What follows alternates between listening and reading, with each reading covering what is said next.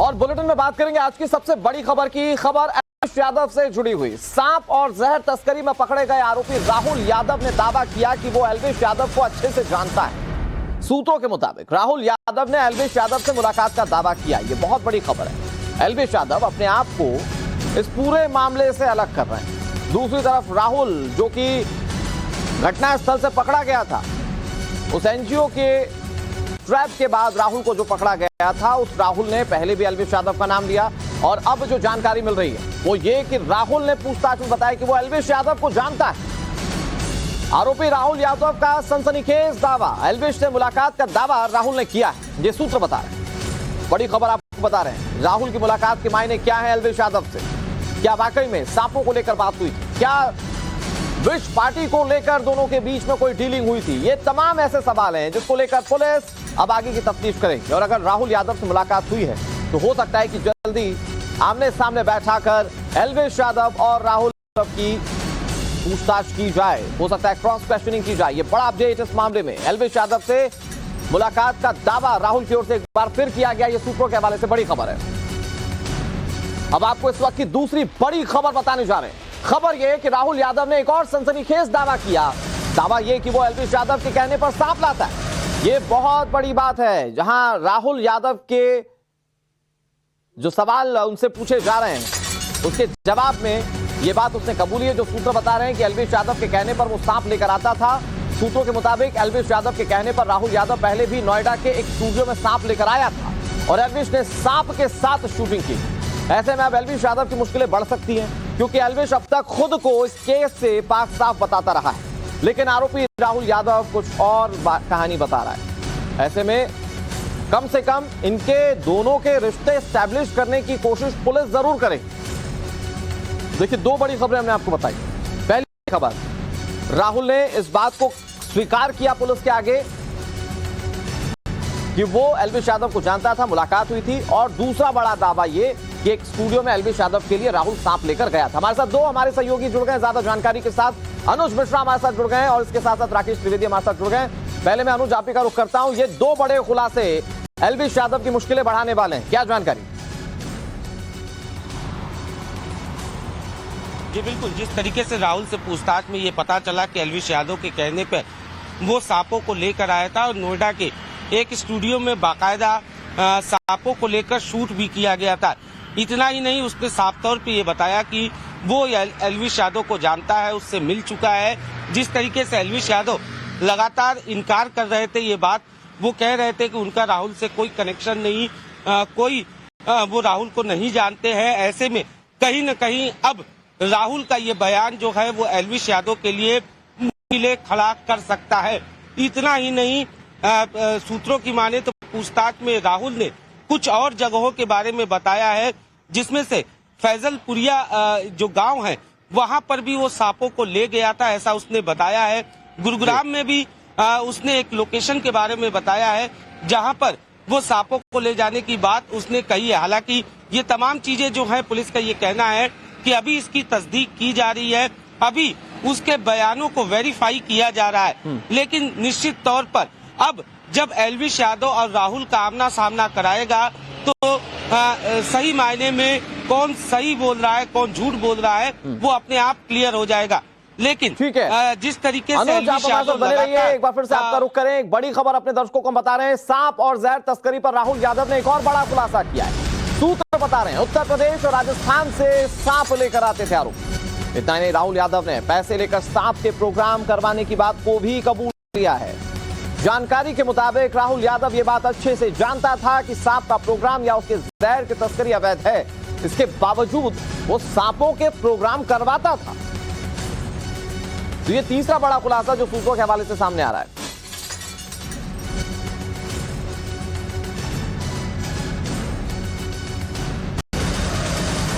और एलविश यादव मामले पर जुड़ी एक और बड़ी खबर आपको बता रहे हैं। जहर के सवाल पर राहुल यादव ने चुप्पी साध ली है। सूत्रों के मुताबिक जब राहुल यादव से जहर पर सवाल पूछा गया तो उसने चुप्पी साध ली। अब इस चुप्पी के मायने क्या है, सवाल बड़ा है, क्योंकि इस सवाल का जवाब बहुत अहम है। क्या सांपों के जहर का इस्तेमाल पार्टी में किया जाता था?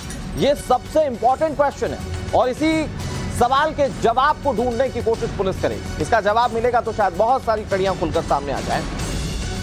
फिलहाल बहुत सारे सवालों के जवाब राहुल ने दिए हैं। कनेक्शन स्टैब्लिश होने की बात जो सूत्र बता रहे हैं कि राहुल यादव ने कबूल कर ली है, सांपों को स्टूडियो तक ले जाने की बात उसने कबूल की, लेकिन को लेकर उसकी चुप्पी साधी। एक और बड़ी खबर, एल्विश और राहुल से आमने सामने की पूछताछ संभव है, ये सूत्र बता रहे हैं। नोएडा पुलिस एक्शन में है और जल्दी राहुल यादव और एल्विश यादव से आमने सामने बैठाकर पूछताछ हो सकती है। राहुल के दावों पर एल्विश यादव से सवाल पूछे जाएंगे और राहुल के दावों की पुष्टि के लिए यह पूछताछ बहुत इंपॉर्टेंट है। इस पूछताछ के बाद क्या निकलकर सामने आता है, अगला एक्शन नोएडा पुलिस का क्या होता है, देखने वाली बात है। लेकिन अब तक इस केस में यह सबसे बड़ा सेटबैक होगा जब राहुल यादव और एल्विश यादव को आमने सामने बैठाकर पूछताछ की जाएगी। बड़ी बात यह है कि राहुल यादव ने एल्विश यादव से कनेक्शन की बात कही है।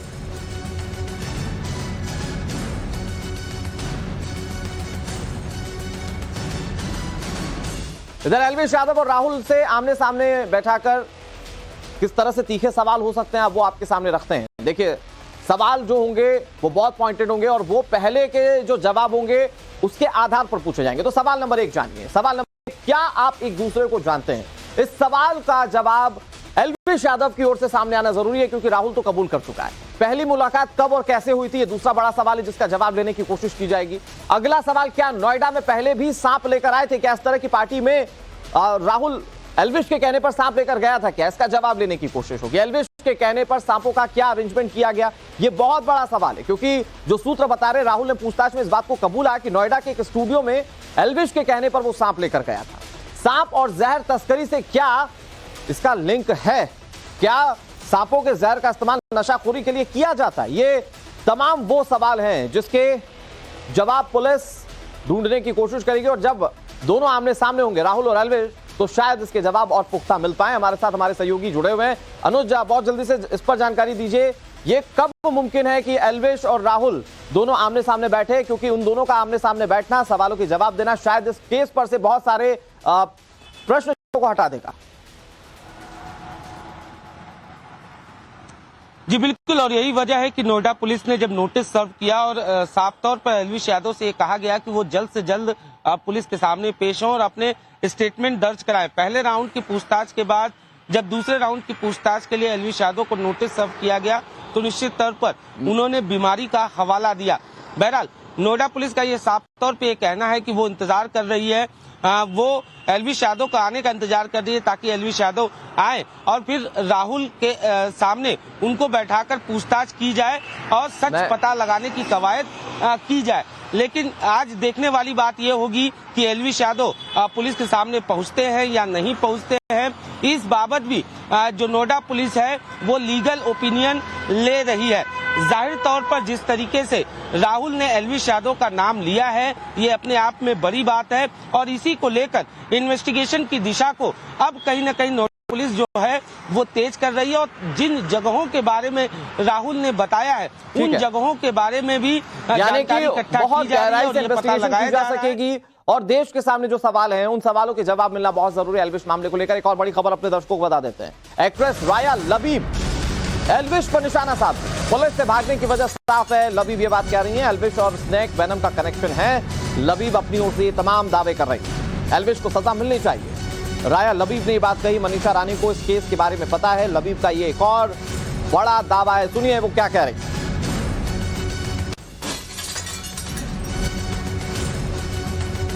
मुझे इसके बारे में बिल्कुल पता नहीं है। मैं फर्स्ट टाइम सुना इसके बारे में कि ये होता क्या है एग्जैक्टली। और जहाँ तक एल्विश यादव की बात आ रहा है, कहीं ना कहीं मुझे लगता है कहीं ना कहीं वो इन्वॉल्व है, अदरवाइज वो फरार क्यों है, इस बात से इशारा होता है कि इसमें इन्वॉल्व है। इवन मुझे लगता है मनीषा रानी भी इसमें इन्वॉल्व है। मनीषा रानी को भी बुलाना चाहिए था और पूछताछ करना चाहिए था। मतलब इसका दूध का दूध पानी का पानी हो जाएगा। दाल में जरूर कुछ काला है, तो इसके बारे में डिटेल्स तभी पता चलेगा जब इन लोगों से पूछताछ होगी। लेकिन फिलहाल वो लोग भाग रहे हैं। इवन मनीषा रानी भी सामने नहीं आ रही, तो कहीं ना कहीं उसकी भी इन्वॉल्वमेंट है, वो जुड़ी हुई है। बिग बॉस के घर में जाने से लेकर अब तक दोनों के साथ में सफर रहा है। दोनों साथ में उठना बैठना खाना पीना होटल रूम में टाइम स्पेंड करना इवन साथ में काम करना सब कुछ एक साथ दोनों ने टाइम स्पेंड किया है। मनीषा रानी को खासकर पता है कि एग्जैक्टली एल्विश करता क्या है, उसके पास पैसे कहाँ से आता है, बड़ा घर बड़ी कार ये सब कहाँ से आता है। इन लोगों के पास इतने पैसे हैं कि ये लोग 2 साल कहाँ से कहाँ पहुंच गए। मतलब पैसे दे के अवार्ड लेना बोले तो, और वो कौन है थर्ड क्लास वो और एक्ट्रेस राया लबीब को आप सुन रहे थे, इन्होंने कई सारे आरोप लगा दिए। हमारे साथ हमारे सहयोगी राकेश जुड़ गए। राकेश, चूंकि एल्विश वाला मामला जब सामने आया तो फैजान जैसे कई लोग सामने आया, अब नया नाम इसमें राया लबीब का जुड़ चुका है। क्या इन बयानों को कंसिडर करते हुए पुलिस आगे किसी तरह की कोई इन्वेस्टिगेशन एल्विश यादव पर शुरू करने वाली है?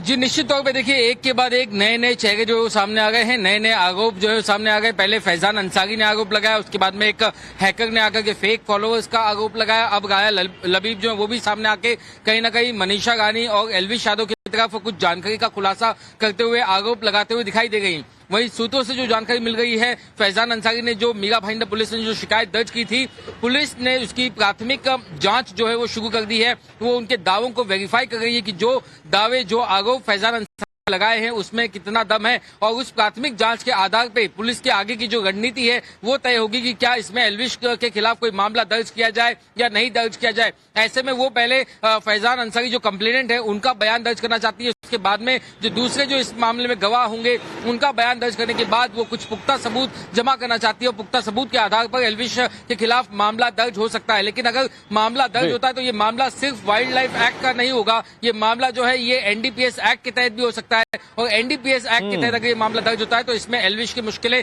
बढ़ सकती हैं। जहां तक नोएडा केस का सवाल है, उसमें सबसे एक अहम कड़ी और एक अहम सवाल यही है कि जो जिस मुख्य आरोपी को पकड़ा गया है उसे जब ये पूछा गया कि आखिर आप उस एनजीओ के एक्टिविस्ट को कैसे जानते हैं जिन्होंने फर्जी ग्राहक बनकर के आपसे बातचीत की, तो वहां पर ये बात सामने आ सकती है कि उसकी जो कॉन्टैक्ट है वो एल्विश यादव के रेफरेंस से हुई। तो आखिर एल्विश यादव के रेफरेंस से तमाम चीजें जो है वो पुलिस की इन्वेस्टिगेशन में कंसिडर्ड होंगी, और हो सकता है कि इसके बाद और बड़े पैमाने पर जांच या कार्रवाई देखने को मिले। इसमें यह भी संभव है कि एल्विश यादव हो सकता है कि पूरी तरह से पाक साफ भी सामने आ जाए। बहरहाल बहुत शुक्रिया।